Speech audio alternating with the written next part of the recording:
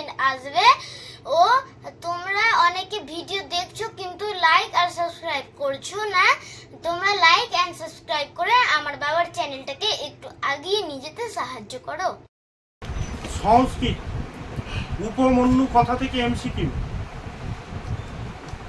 উপমন্যু পদ্যাংশটি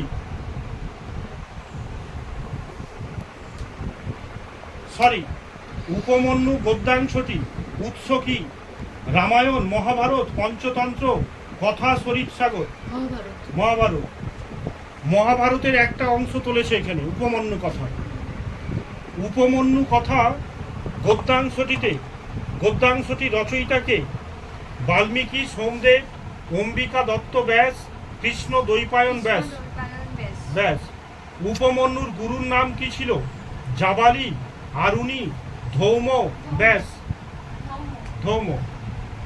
ঋষি ধৌম উপমন্যুকে কি কাজের আদেশ দিয়েছিলেন? হ্যাঁ, গোরক্ষক। হ্যাঁ। আয়ত শব্দের অর্থ কি? তামার পাত্র, সোনার কুণ্ডল, রূপোর ঘট, লোহার দাঁত। উপমন্যু প্রথমে কিভাবে জীবন ধারণ করত? ভিক্ষান্ন খেয়ে। গুড। গুরু ধৌম উপমন্যুর ভোজনে কোন নিয়ম স্থির করে দিয়েছিল? প্রথমে গুরুকে নিবেদন। হ্যাঁ। মহিষা ন্যায্যা গুরুবৃত্তি, এখানে কোন গুরুবৃত্তি ন্যায্য নয়? পুনর্বার ভিক্ষা। হ্যাঁ। আচ্ছা। লুব্ধশ্রী গুরু উপমন্যুকে কেন লুব্ধ বলেছিলেন?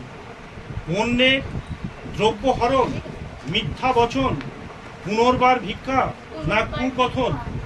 পুনর্বার ভিক্ষা। বিবান শব্দের অর্থ কি? এটা ইম্পর্টেন্ট প্রশ্ন। দুর্বল, পরিশ্রমী, ভীতু, হৃষ্টপুষ্ট। হ্যাঁ, হৃষ্টপুষ্ট।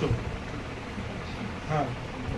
উপমন্যু এক সময় কেবল গরুর দুধ খেয়ে জীবন ধারণ করত কেন?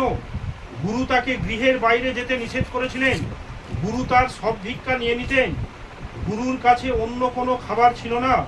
গুরু তাকে যে খাদ্য খেত তা নিষেধ করেছিল, নিয়ে নিত। আচ্ছা। নৈতান্যাচম, এখানে কোন কার্যটি অন্যায্য বলে নির্দেশ করা হয়েছে? ভিক্ষা খেয়ে জীবন ধারণ, বাছুরের মুখে বলেছে উদ্গীর্ণ, ফেনা খেয়ে জীবন ধারণ না গরুর দুগ্ধ খেয়ে জীবন ধারণ? হ্যাঁ। দুগ্ধপান নিষেধের পর উপমন্যুর খাবার কি ছিল?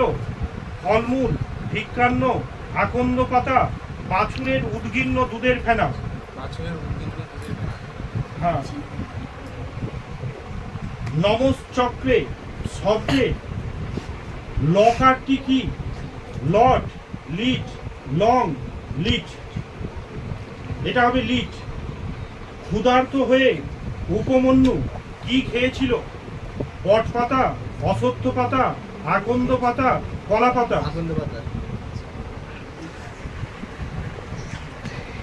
অন্ধ হয়ে উপমন্যু কোথায় পড়ে গিয়েছিল? কুয়োতে। বৃহৎ হইত বলেছে হিতিতি, এখানে এস অর্থবাচক সংস্কৃত শব্দটি কি? এহি।